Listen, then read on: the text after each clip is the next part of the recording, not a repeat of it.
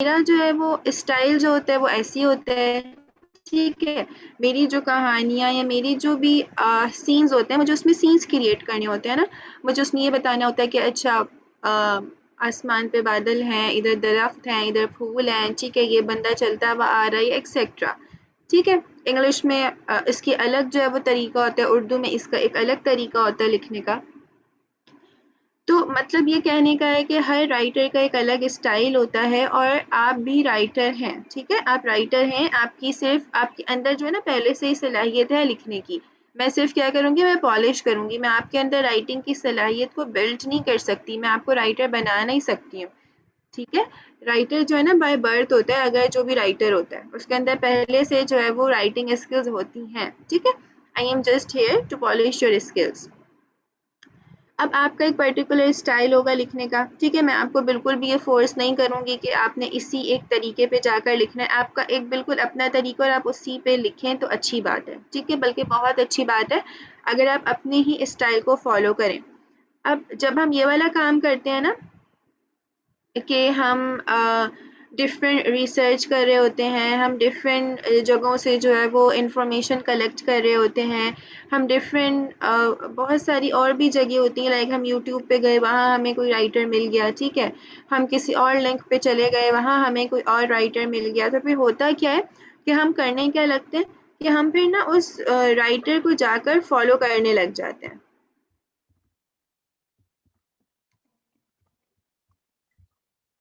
अस्सलाम वालेकुम। लाइक आप, वालेकुम सलाम। सॉरी मैं लेट हो गया, वो जरा लिंक का मुझे इशू हो रहा था, गलत लिंक से मैं वेट कर ही जा रहा था। ठीक है, ठीक है।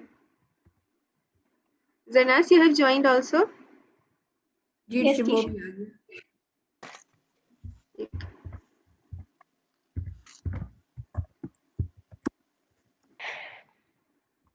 Okay, okay, ठीक है, no problem.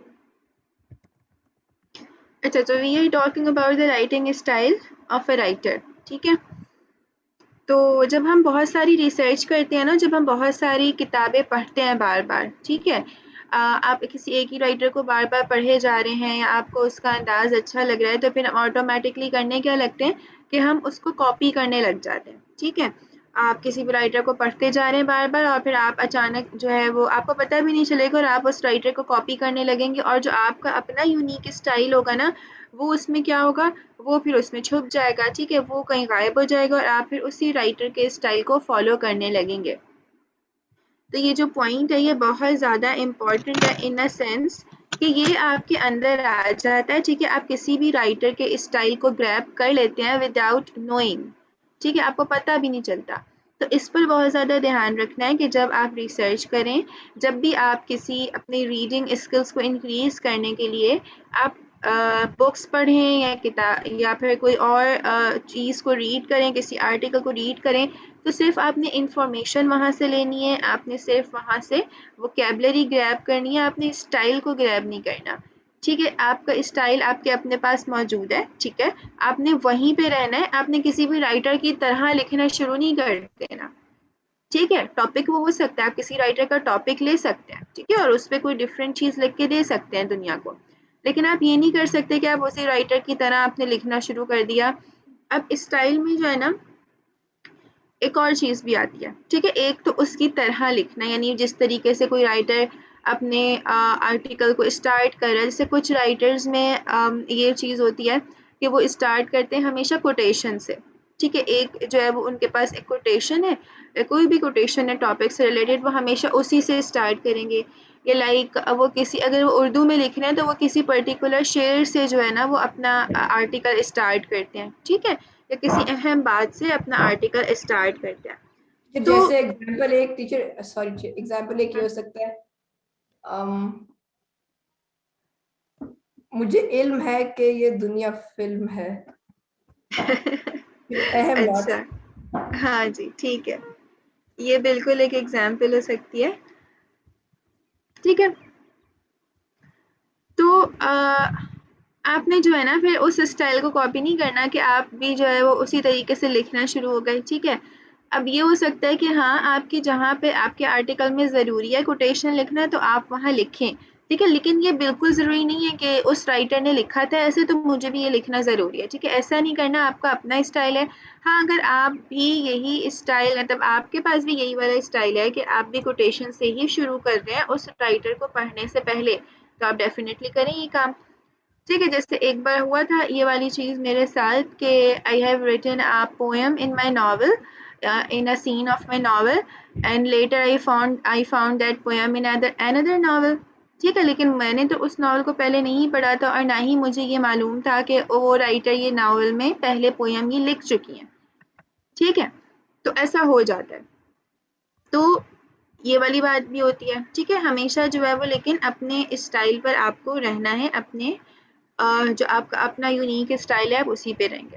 ओके, एक और चीज़ यहाँ पे इम्पोर्टेंट ये होती है राइटिंग स्टाइल के अंदर कि जब हम रिसर्च करते हैं हमें कोई भी किसी भी राइटर का सेंटेंस अच्छा लग गया, ठीक है, तो एज अ राइटर एटिकेट्स ये होंगे, आपके मैनर्स ये होंगे कि आप जब उस कोटेशन को अपने आर्टिकल में या अपनी राइटिंग में कोट करें तो उस राइटर को क्रेडिट दें। क्रेडिट देने का मतलब ये है कि आप उस राइटर का नाम मेंशन ज़रूर करेंगे।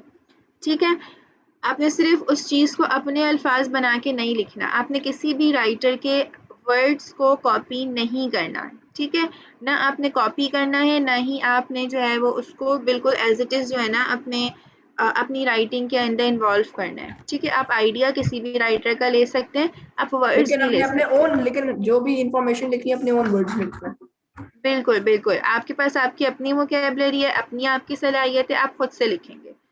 ठीक है, हाँ, आप इंफॉर्मेशन कलेक्ट कर सकते हैं। अभी तो हम रिसर्च कर रहे थे, ये हमने कॉपी पेस्ट किया है ना, ये तो किसी और की बातें हैं, किसी और के वर्ड्स हैं, लेकिन क्या चीज़ है, ये हमने वोकैब्युलरी और इंफॉर्मेशन के लिए जो है ये सारी जो रिसर्च की वो हमने कलेक्ट करी। ठीक है, फिर इसकी हेल्प से आप लिख ज़रूर सकते हैं, लेकिन उसी को आप बिल्कुल कॉपी नहीं कर सकते। ठीक है, ये बिल्कुल भी एक राइटर के एटिकेट्स में इंक्लूड नहीं होता कि वो किसी भी दूसरे राइटर को एज इट इज़ कॉपी करे। ठीक है, without giving them a credit. अच्छा, चलो ये बात हो गई। अब ये जो आइडेंटिटी ऑफ अ राइटर है ये भी बहुत इम्पोर्टेंट है। आइडेंटिटी आइडेंटिटी से समझ में आता है ना कि पहचान जो होती है किसी भी राइटर की, यानी आप किसी भी राइटर के बारे में बात करते हैं तो आपने उसका नाम लिया कि अच्छा वो जो बंदा है वो लिखता है बच्चों की कहानियाँ, ठीक है। फिर आपने बात की कि वो बंदा है वो नॉवेल्स लिखता है, या वो बंदा है वो आर्टिकल्स लिखता है, ठीक है। तो ये वाली जो चीज़ है ना, फिर आपको ये भी इसमें एक इंक्लूड करनी होती है कि जब आप ये पूरा कोर्स कर लेंगे ना, तो फिर आपके पास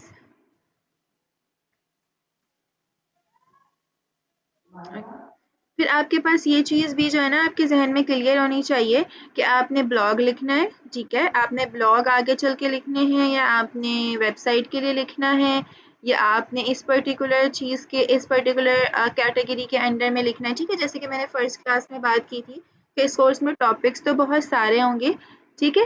लेकिन अगेन कि आप जिस भी टॉपिक को अपने लिए सूटेबल समझेंगे फिर आप उसको जो है ना वो कैप्चर कर लेंगे, ठीक है? फिर आप उसी टॉपिक के ऊपर लिखेंगे और उसी के बारे में उसमें मज़ीद स्पेशलाइजेशन लेंगे, ठीक है? तो वो भी आपके पास राइटिंग स्टाइल में आ जाता है। अच्छा, फिर हम थर्ड स्लाइड की तरफ चलते हैं। अच्छा, स्टिक टू द पॉइंट, ये बहुत ज़्यादा इम्पोर्टेंट है। इस पे हमने कल भी बात की थी कि जो टारगेटेड रहने वाली चीज़ होती है ना, ये बहुत ज़्यादा हम इससे बार-बार जो है ना हट रहे होते हैं, ठीक है? तो इस पे बहुत ज़्यादा आपको ध्यान रखना है। सही, इसमें कुछ पॉइंट्स ऐसे हैं जो आपने पहले से समझे हुए हैं, मैंने पहले बताए हुए हैं, लेकिन उनको जस्ट आपने रिफ्रेश करना है because they are very important. सही, आपने हमेशा अपने पॉइंट से स्टिक रहना है, आपका जो टॉपिक है आप उसी के बारे में लिखेंगे। मुझे एट लीस्ट आपकी किसी भी राइटिंग में इधर-उधर की बातें नहीं मिलनी चाहिए, ठीक है?